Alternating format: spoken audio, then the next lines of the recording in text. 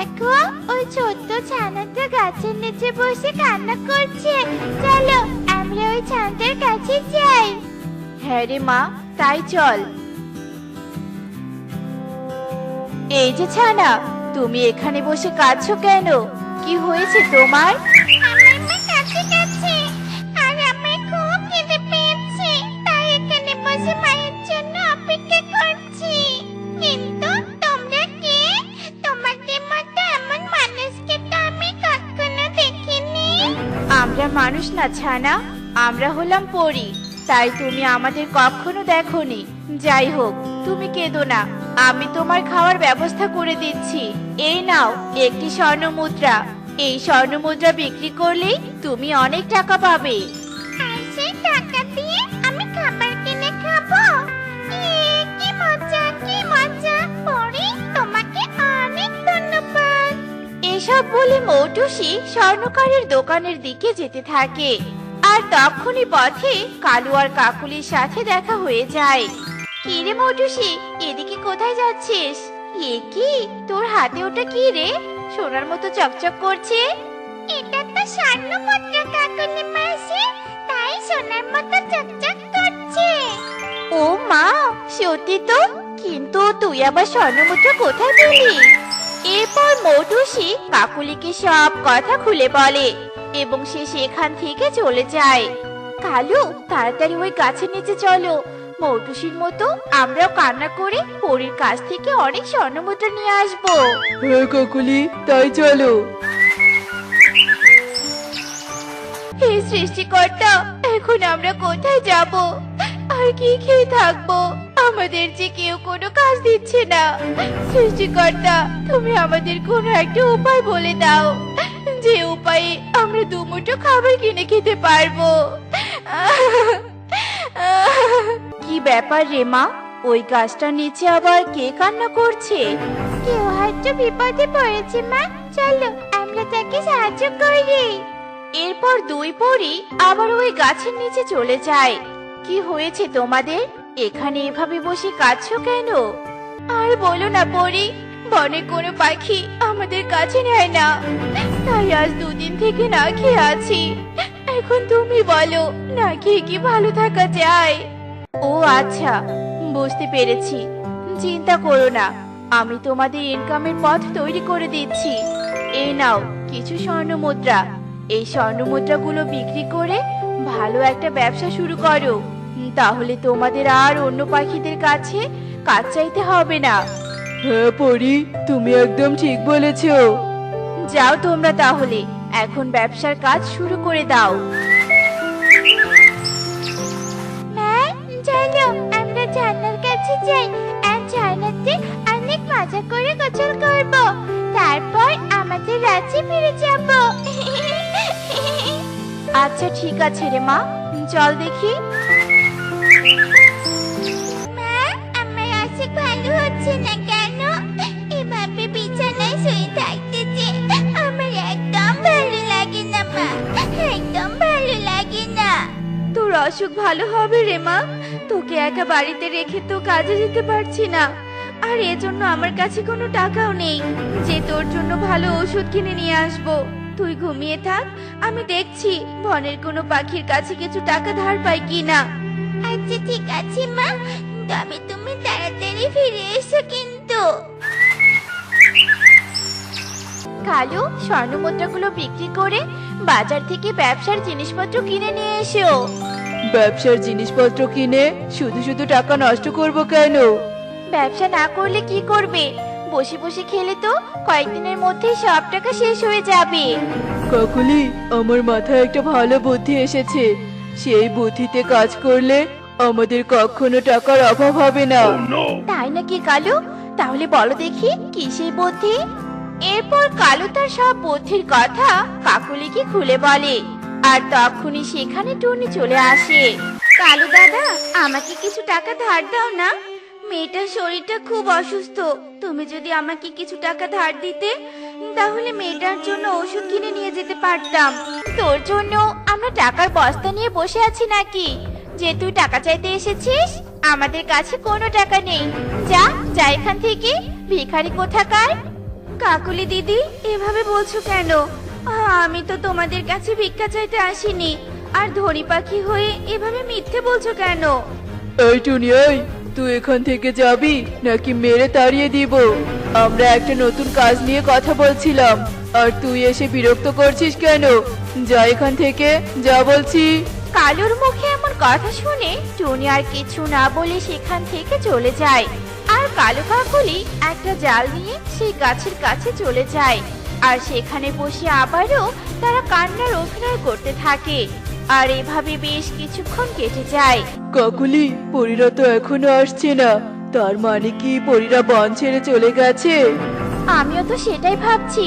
চলো তো জঙ্গলের ভিতরে গিয়ে খুঁজে দেখি। যদি খুঁজে পাই তাহলে তো আমাদের প্ল্যান সাকসেস হবে। আচ্ছা ঠিক আছে, তাই চলো।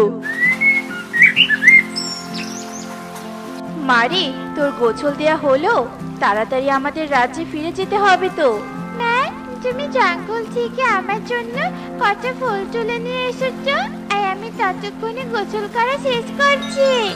আচ্ছা ঠিক আছে রে মা। কালু, ওই তো পরিছানা ঝর্ণার কাছে গোসল করছে। চলো, ওই পরিছানাকে ধরতে পারলেই ওর মাকেও ধরতে পারবো। হ্যাঁ কাকুলি, চলো।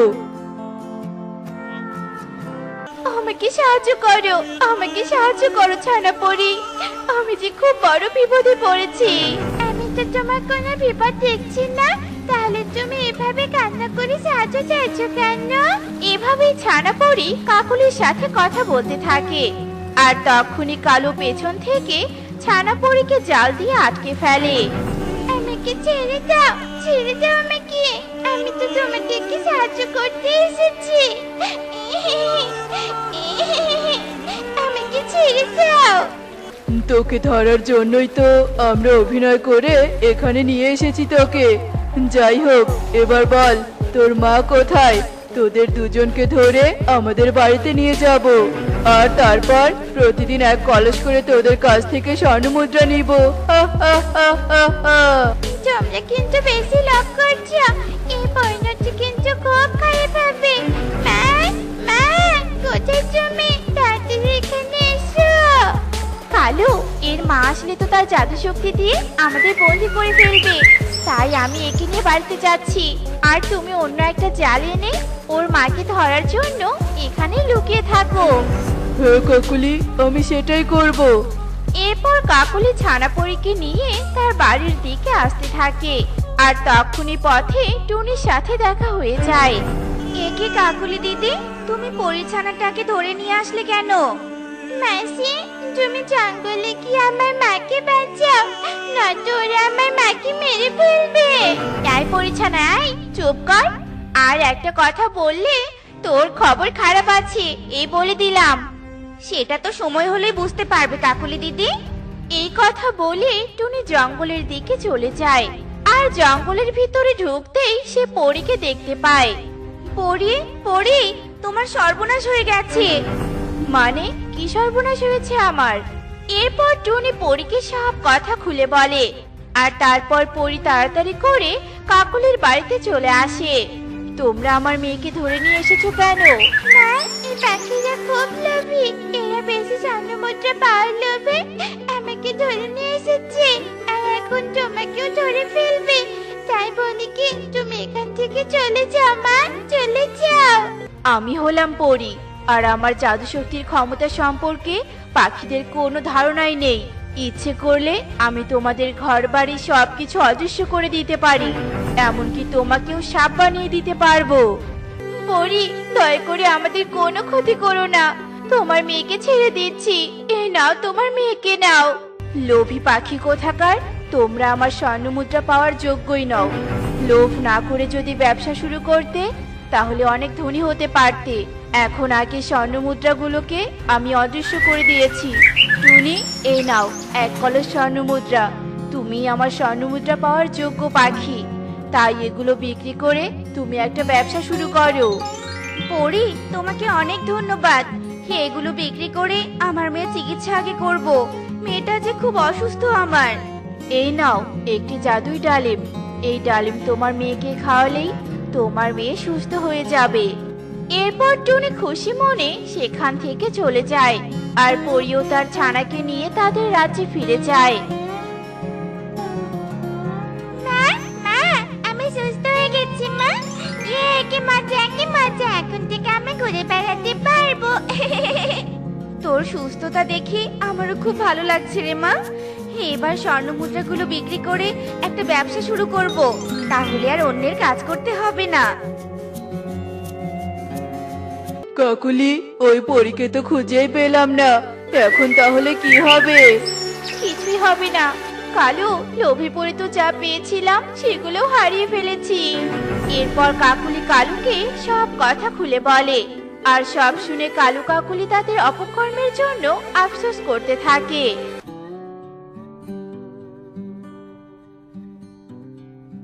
হায় হায় রে, এ আমার কি সর্বনাশ হলো! পানি আনার জন্য একটা মাত্র কলসি ছিল, আর সেটাও কিনা ভেঙে গেল। এখন আমি কি করব? কি করে পানি নিয়ে যাব? ধুর ধুর, সকাল সকাল এখানে এসে কিভাবে কাঁদছে! এর কান্নার আওয়াজে আমার ঘুমটাই ভেঙে গেল। এভাবে বলছিস কেন কলা গাছ? দেখছিস না এই পাখিটার একটা মাত্র কলসি, আর সেটাও এভাবে ভেঙে গেছে। এখন আমাদের উচিত ওকে সাহায্য করা। যে আমার ঘুমে 12টা বাজিয়েছে তাকে আমি কখনোই সাহায্য করব না। আজকে মনে হয় পানির জন্য রান্নাই করতে পারবো না। কি আর করব, অভাবের সময় বিপদ আসবেই। এখন আর খেতে কি হবে? যাই, অন্য কোনো উপায় ভাবি। এরপর টুনি মন খারাপ করে যেই না চলে যাবে, ঠিক তখনই পেছন থেকে আম গাছ বলে ওঠে, দাঁড়াও টুনি, তুমি তোমার কলসি নিবে না নাকি? আম গাছের ডাকে টুনি যেই না পেছন ফিরে তাকায়, ঠিক তখনই সে একটা কলসি দেখতে পায়। হে কি, এটা তো আমার ভেঙে যাওয়া কলসি, কিন্তু এটা জোড়া লাগলো কিভাবে? আমি টুনি, আমি তোমার ভেঙে যাওয়া কলসিটা জোড়া লাগিয়ে দিয়েছি। এখন তুমি এতে করে পানি নিয়ে যাও। তুমি একটা গাছ হয়ে এই অসম্ভব কাজটা কিভাবে করলে বলো তো? আমি আর এই কলা গাছ দুজনেই জাদু শক্তি জানা গাছ। একদিন এক পরী আমাদের ফল খেয়ে অনেক খুশি হয়েছিল, তাই সে খুশি হয়ে আমাদের দুজনকে কিছু জাদু শক্তি উপহার দিয়েছিল।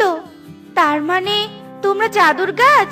যাই হোক, তোমাকে অনেক ধন্যবাদ আম গাছ, তুমি আমার অনেক বড় উপকার করলে। তোমার এই উপকারের কথা আমি চিরদিন মনে রাখবো। আর আজকে থেকে তুমি আমার বন্ধু, তাই আমি রোজ তোমাকে পানি পান করাতে আসবো, কেমন? এই কথা বলে টুনি কলসি নিয়ে নদীতে চলে যায়, আর নদী থেকে পানি নিয়ে বাড়িতে চলে আসে।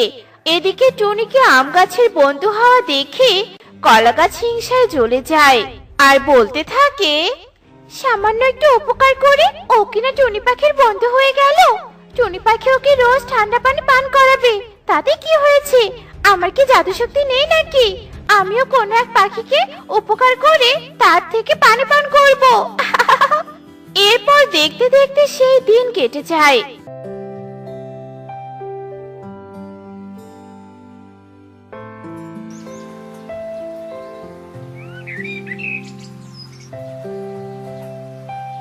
পরের দিন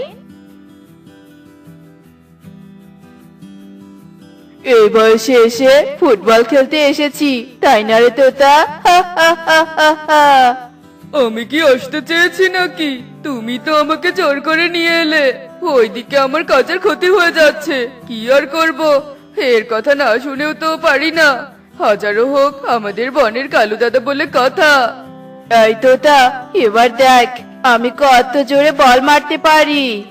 এই কথা বলে কালু যেই না বলটাকে আঘাত করে, সাথে সাথে বলটা উড়ে গিয়ে কলা গাছে গিয়ে লাগে। কে কে আমাকে মারলো? ওরে বাবারে, এত জোরে কেউ মারে নাকি? এ কি, আমি কি করলাম? এত সাদের ফুটবলটা কিনা ফেটে ফেললাম। এই তো পেয়েছি, সাহায্য করার জন্য এক পাখিকে পেয়েছি। এবার আমার জাদু শক্তি কাজে লাগাই। এরপর কলা গাছ তার জাদু শক্তি দিয়ে ফুটবলটা ভালো করে দেয়, আর বলে, এই নাও, আমি তোমার বলটা ঠিক করে দিলাম। এখন তোমরা রোজ এসে আমাকে পানি দিয়ে যাবে, কেমন? এ কি রে তোতা, আমি কি দেখছি? কলা গাছ কিনা কথা বলছে? শুধু কি তাই, এ তো দেখছি জাদুও জানে। হ্যাঁ, আমরা জাদু শক্তি জানা গাছ। আর শোনো, আমি তোমাদেরকে উপকার করেছি, তাই তোমরা আমার বেশি করে যত্ন নিবে। তাহলে আমি তোমাদেরকে আরো কিছু দামি উপহার দিব। আচ্ছা ঠিক আছে, আমরা তোমার কথায় রাজি। এই কথা বলে কালু ও তোতা সেখান থেকে চলে যায়। আর রোজ টুনি ও কালু এসে দুজনে দুই গাছে পানি দিয়ে যায়। আর এভাবে দেখতে দেখতে বেশ কিছুদিন কেটে যায়।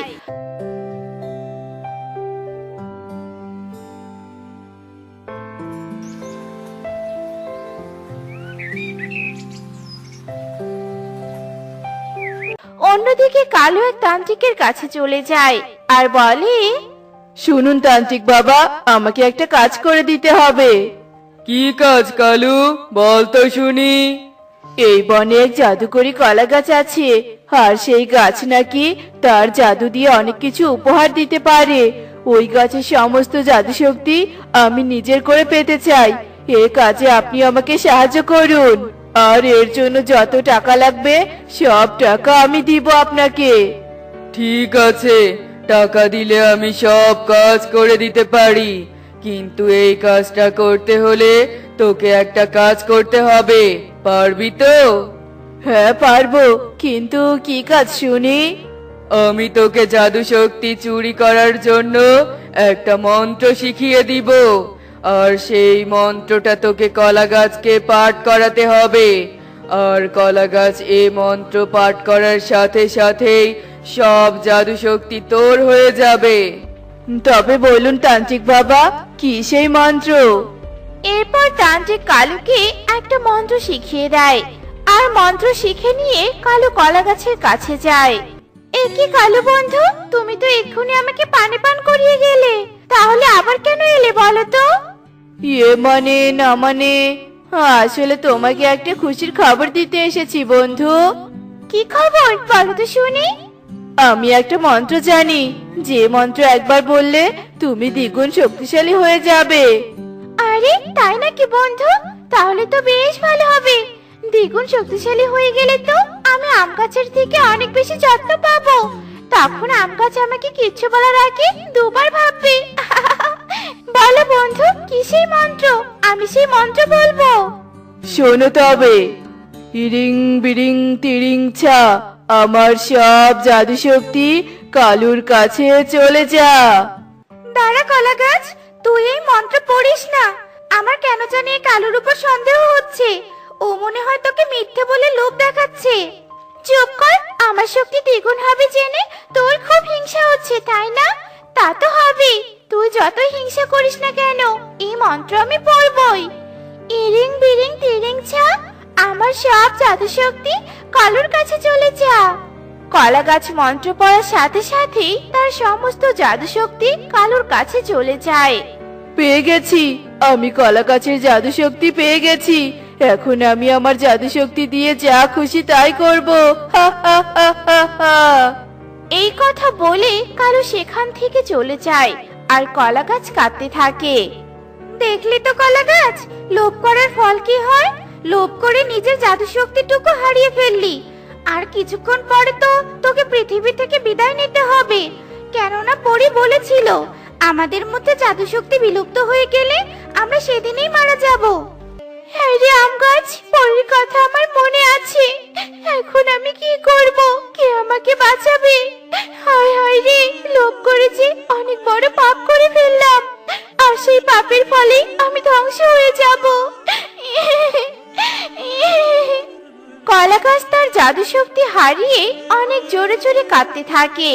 আর কিছুক্ষণ পরে সেখানে টুনি আসে।